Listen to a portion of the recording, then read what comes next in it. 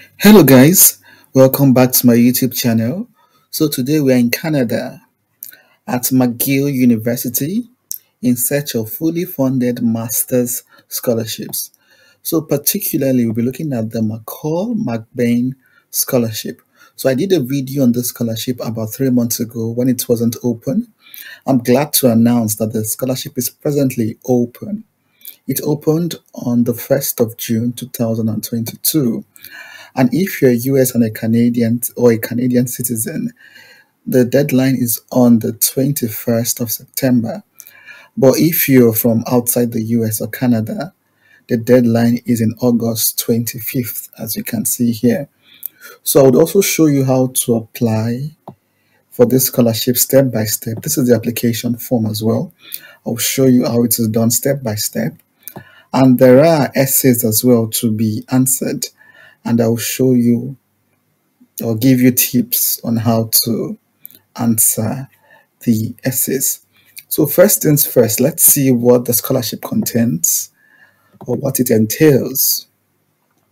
So let's see what's worth and how many people are going to be eligible for this scholarship. So it's called the McCall MacBain Scholarships at McGill University. So this is a fully funded master's scholarship or a second entry professional undergraduate program. We'll be looking at the meaning of this very soon. And it is worth full tuition and a monthly stipend of 2,000 Canadian dollars per month. There is also a relocation grant to Montreal where the university is located. So there are other bits of interesting info I think you should read on your own if you're interested in this scholarship. But we'll go straight to the more juicy bits. And as we said, master's program, there are different kinds of master's program here. All master's programs, I believe, are eligible for this scholarship. So we can take a quick look at the different master's programs at this university. So you can see the variety here. So there are different faculties. Under the faculties, you have different programs. So fingers crossed, you'll find at least one program here that interests you. I've said my program already, political science. So check for other programs, check other faculties, and see if your program is also here. So it's a very long list, and I'm almost sure that you find something here that suits your interest and background. So, and this is what they mean by the second entry professional undergraduate degrees. So it's either a BCL or JD in law, or this degree in dentistry, or this one in medicine. These are the special undergrad or the second entry professional undergrad degrees that we're talking about in the first place. So it's there are 20 spots for Canadian citizens or permanent residents and 10 spots for international students. However, if you look at this closely, there are also like consolation prizes for finalists who do not make the final cut. So if you're a finalist, you still get up to 20,000 Canadian dollars if you're an international student. And this might just be sufficient to cover your fees. You might even have a little bit extra, but you might need a bit more to cover your living expenses if you get a 20,000 worth of scholarship. But you have to check like these departments, check them and see what fees or how much they collect in fees in the first place. So let's see. So I think most of you should be targeting this one, which is the one that covers full tuition and 2,000 per month. But if you cannot get this one, you can target this one that gives you 20,000 Canadian dollars or 10,000 if you're Canadian. There's another one for Canadian students, 5,000 for different regions. So, but our main focus is hopefully this one. And if we can get this one, we'll try as much as possible to get this one. So how do we apply for this? How do we apply for this? You might be interested. So let's look at the timeline. The timeline for this scholarship, clearly spelled out here. So now it's open. This is the where we are now. August, remember, 25th. For the deadline, if you're not a Canadian or US student. And for Canadian US students, September. And then you apply separately to one of the programs we've looked at McGill. So you apply to one of these programs by this date. Usually around September, the application window will open to apply directly for the course. So you see here, there's a different application for the scholarship and a different one for one of the participating courses. And then you have regional interviews. Interviews are also in the application process, and they have different time zones and how they'll be conducted, whether it's going to be online or in person. So there's a schedule here, or the calendar here of how it's going to take place. So read through and see and plan on your own. So how do we go about this? So remember, you're going to apply first for the scholarship and then wait till about September to apply for one of the eligible courses. So let's see. To apply for the scholarship, just click here and see and click on apply and create an account and every other thing. Type your basic details. So I've created an account already and this is what it looks like. So I've typed basic details. You might need a nomination letter from your university, an endorsement letter from your university. So I typed this, for example, and I typed this. These are just examples. So there are some partner universities with McGill. So if you're from a partner university, I think the process is a bit easier to get an endorsement letter. So just click on your country and check. These are the partner universities. But if your university is not here, not to worry. There are instructions here. Where is the application portal? Yes, there are instructions here on how to get your university registered. So if your university is not listed, you email this email address written here to request registration for your university. So if your university is already registered, there are tips here on how to get the endorsement letter. It says written here, if you are a current university student who graduated in 2021 or later, you must earn the endorsement of your institution. And it's already here how to get it and every other thing. And there we go. And there's another instruction here that if you finished your university degree in 2000 or earlier, your application does not require university endorsement. You may proceed with the rest of the application. So 2020 or earlier. So it should be 2020 downwards, 2019, 2018, I believe. You do not need an endorsement. But after 2020, that 21, 22, you would need an endorsement, if that makes sense. So these other things are like simple things about you, your family history, education, awards. So we'll be going straight to the essays we talked about, since you can fill all these other things yourself. So straight to the essays. First, the short answers. So there are some questions here you're required to give short answers to, 105 characters, as you can see. So the first question is, tell us one activity or pursuit you're used to dedicate a significant amount of time, but no longer do. So something you do in the past that you dedicate time and effort, but you no longer do. So I have like talking points here. Let me just copy and paste them as a guide, for instance. So you can say any of these ones, depending on your own story, depending on your own unique experiences. You could say, oh, you were part of the debating society in your school and you were very invested in it. You were probably the captain of the debate group. and you went for inter-university competitions, or you represented your state or your region in that competition. But after you graduated, you stopped doing it. Yeah, because you're no longer a member of the school, so you no longer qualify to be in the debate society of the school. It might also be a sports group as well, but this is a little bit tricky. If you're in a sports group, what stops you from still engaging in that sport after you graduated? So this is a little bit tricky, I would say.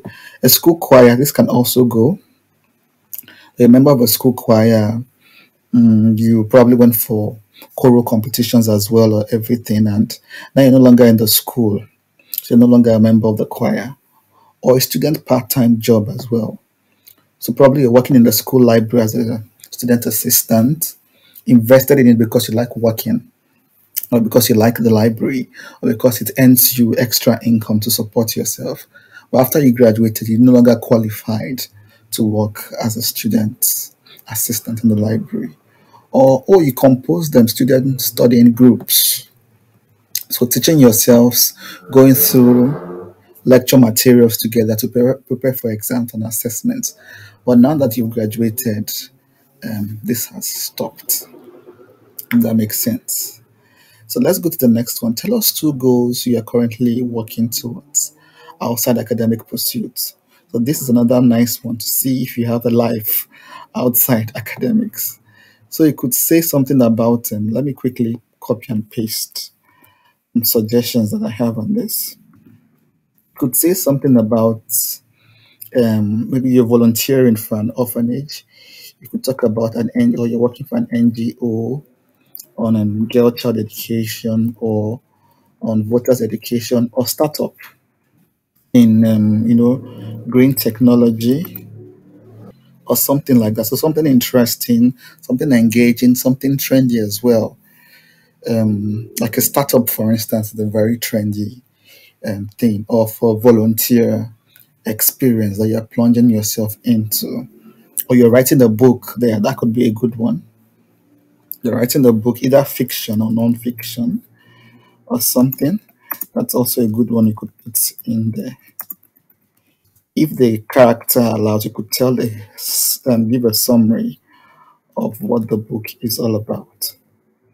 So let's move on.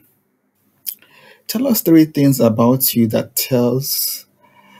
Tell us three things about you that tell us about who you are that have not come across in the rest of your application. So things you've not mentioned in the rest of your application that you'd like to disclose to the group. You might say, for instance, speak something about a disability. Probably you're dyslexic, or you have any other physical or mental disability. You could write that there, or you could tell them about your greatest fears, for instance, or you could tell them something unique about you, like you visited every continent in the world, or you could even tell them, "Oh, I've never left my home country in the first place. Actually, I've been very I'm curious to see what the rest of the world looks like, but I've not had the opportunity to actually leave my country in the first place." So things like that would set you apart. So that's it for the short questions, just suggestions on things you could think about. Most of these questions require introspection. So you have to sit down and look for things that would stand you out. You don't just want to give regular, boring answers. So let's go to the essays before we go. So the first essay is about tell us how your community or communities have influenced you, and if relevant, how they have shaped the choices you have made so far in your post secondary path. So, how your community has influenced you. You could say how particular problems in your community might have inspired you to study a particular particular course. So might have inspired you to study a particular course. For instance, probably you live in a coastal region with lots of flooding, and this made you study, environmental sustainability, flood control, and the rest of them, climate change. So because you saw the devastation of um, of climate change firsthand because of the community you lived in, probably you were affected, or your friends were affected, or your properties were affected because of this. This propelled you to study things like flood control, climate change, to see ways of how to deal with this problem facing your community. Could also say you witnessed something. Probably you grew up in an agrarian society.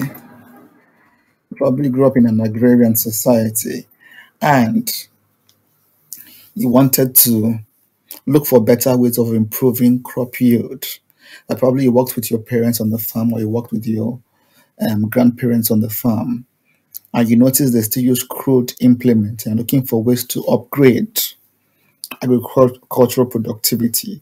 And that led you to the university to study either agricultural extension or agricultural engineering, or or food and technology, or something that would help you improve the lots of your community. So something like that. So show what inspired you to take up that challenge, or to take up that vision in life. So let's go to the next one. And it's about describe why you have chosen the specific McGill program or programs listed in your interest section, and how you hope that the program would lay the foundation for your long-term goals and aspirations. So what you should do here is that you should go to the program and see the courses or the modules they offer under it. So you go there and see that this course would furnish me with these following skills, because usually the course page they share with you the areas you're going to be covering, what you're going to learn, the syllabus, like these modules, for instance. So you can mention some of them here. That this course will equip me with these skills and that skills, and these skills will be useful in the future because this is what I intend to achieve in the future, either to work in a cancer research institute. And I believe the skills I would learn in these different modules under this course will equip me with these skills, make me employable to attain my overall goal, if that makes sense. So go through the web page of the course you've chosen, read through them and extract the skills that they will furnish you with, and mention those skills here in your short essay. I'm choosing this course because it's going to furnish me with so skills. List the skills and list how, or state how the skills will help you in your long-term goal. Mention your long-term goal, that this is what I aspire to be, and these skills are the stepping stones into achieving these goals. So here there's something about leadership, and it's about have you led the group before? What goals were you trying to pursue, and what did you learn? I think this is quite a regular question when it comes to scholarship applications.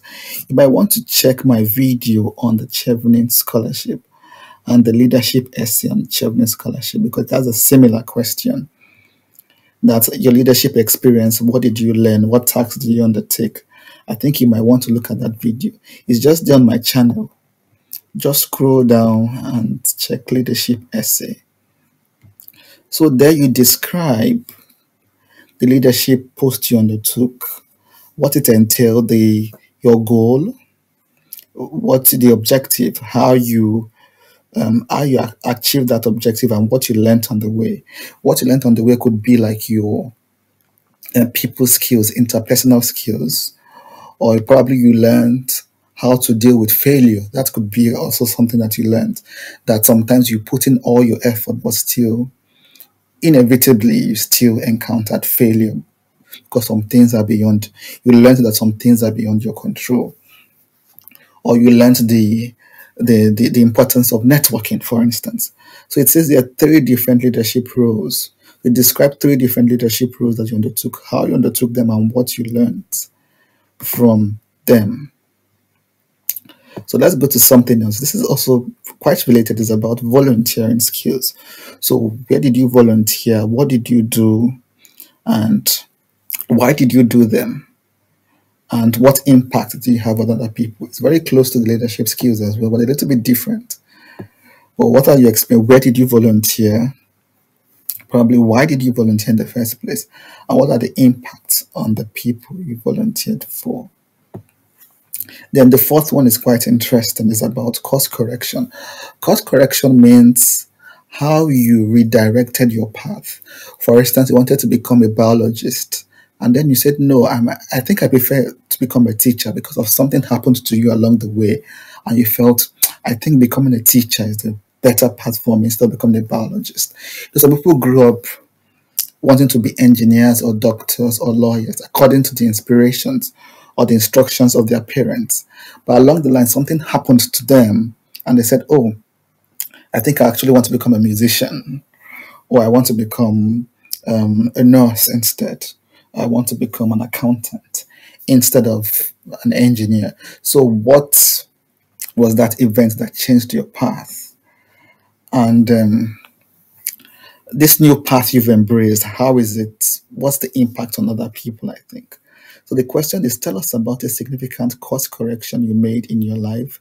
For example, this could be a change in your career path, in how you approach challenging situations, or in how you work with or motivate people. So it might be career path is one thing that you wanted to study something, you went somewhere else, or a challenging situation that you used a different approach. For instance, unlike you decided to probably usually you do A, B, C, but in this case, you decided to do X, Y, Z, and why you chose to do X, Y, Z, or how you decided to work with others or motivate others, a change in your plan. For instance, probably you are a lone wolf, that's you like working alone because you do not like to dealing with people. But you had to teach yourself that networking was important, that if you go alone, it's a bit more difficult. But if you're able to surround yourself with the right people, learn how to, in spite of their shortcomings, learn how to work with people, that you actually achieve more. So give instances of how you move from being a lone worker to a team player in the first place. So these are examples that you can use to beef up your essays. And I think for the essays, I think we're done now. There are other things you can put here, like your resume, transcript, and other things here. And that's it for now. So, guys, I must say that for these courses, application fees might apply. I think in McGill, they have like an application fee of 170 Canadian dollars. Yeah, 170 Canadian dollars. So, if you're intending to apply for this scholarship, you might also have to pay application fees for one of these courses. You might start saving now or start looking for where to borrow or where to get it from now. Remember, the deadline is in August for international students and September for Canadian or American students. So try as much as possible to put your documents together, and also the essays, plan very well, introspect. And as usual, guys, we wish you good luck with your application. We cannot wait to congratulate you as well. This is an excellent opportunity. Canada is a beautiful country to study, one of the top study destinations for international students. Imagine you studying here with a fully funded scholarship, covering your full tuition and your living cost. Good luck, guys. We cannot wait to celebrate you. Bye bye for now, and I will see you at the top sooner than later. Good luck.